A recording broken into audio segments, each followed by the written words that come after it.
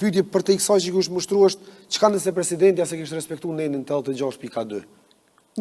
Prap një pjesë e njerëzve të tjerë ishin ankuar që presidenti se ka respektuar, kështu që kjo e ka marrë një vendim, edhe më kujtohet Beledha det kur e tha që unë nuk jam pejgamber.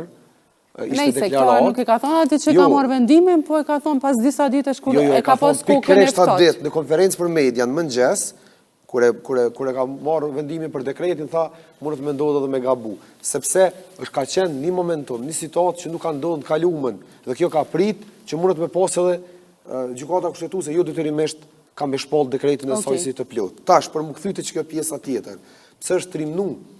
Pse po flasim për zgjedhje potenciale dhe pse është trimnu opozita? Arsyeja pse është trimnu opozita është pikërisht rasti i zonjës Osmani.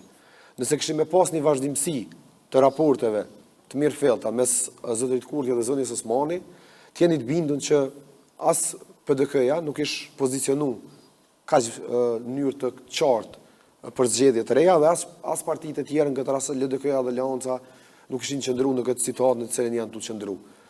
Mirë po, fakti që tashmë Vjosa Osmani nuk është pjesë e lojës përbashkët me zotërin Kurtin, ka bërë që më u kriju prap një momentum i ri në skenën politike dhe një farë formë opozita me marrë një lloj guximi që nuk e ka pas sidomos këtë periudhën e fundit dhe me provu që s'paku me dëmtu zotërin Kurti elektoralisht atë sa kanë me pas mundësi.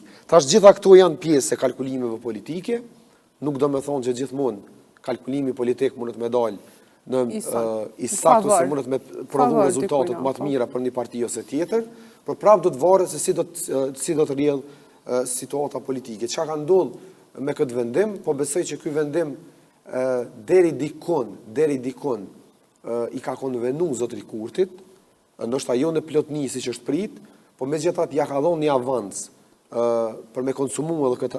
Çka mundet me bo në favor ti Kurti? Çka është në favor ti? Zotëri Kurti, tash ka me dalë edhe me thonë që hajde i kemi 34 ditë edhe kena kohë me zgjedhje. Unë gjatë gjithë kohës keni mi po deklaratat e tij që ai është kundër zgjedhjeve, që është u dalë gjatë gjithë kohës lëvizjave të vendosjes që jemi kundër zgjedhjeve, s'kemi nevojë me çu vendin zgjedhje, s'kemi nevojë me harxhu 10 milion euro e kështu me radhë. Ka me vazhdu ky diskurs i zotërit Kurti dhe ai ka me provu në secilën hapësirë që do ta ketë, ka me provu që me kërku një kandidat potencial prej opozitës. Pra gjatë gjithë kohës ka me gjujtash sulme në drejtim të opozitës që provon e me nuk vepron kur gjë. Po tash, pjesa tjetër që du të me kuptu qytetarë. Edhe bjen për toke, zgjedhjet e ardhshme. Ne nuk jemi këtu për me eduku se cilin individ, ose me ja imponu një mendim larg asaj, po qytetarë du të me kuptu që në asë një rrethon, kjo situatë nuk zgjidhet pa një shumicë parlamentare, pa një konsenzus. Dhe çka është i mirëpritur vendimi i gjykatës kushtetuese, se harru me cek edhe një pikë tjetër më rëndësi është që e ka qartësuar që mandati i deputetit nuk është mandat detyrues.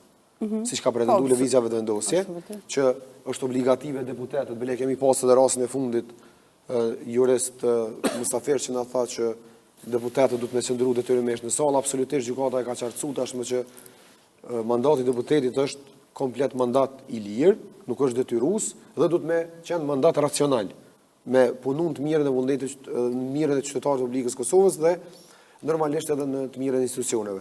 Kështu që kjo ka qenë tepër pozitive që ka ndodhur dhe ka dërgu drejt asaj frymës që në republikat parlamentare, në vendet demokratike, duhet me pas shumica pajtueshmëri. Përndryshe, kjo kish me qenë një precedent shumë i keq, që në tarmën një shumicë e caktuar kish mjaftuar me i pas 61 vota dhe me marrë edhe presidentin, me marrë edhe kryeministrin. Kështu që ndarja e pushteteve është shumë e shëndosh në demokraci dhe normalisht është pretendu këtyre kohëve të fundit kanë po disa analiza duke thonë që pa dhe në kaluamën, për shembull ka qenë presidenti dhe kryeministri të njëjtës parti. Kjo është e pasakt, sepse ka pas grupime, domethënë, të partive politike, ka pas koalicione.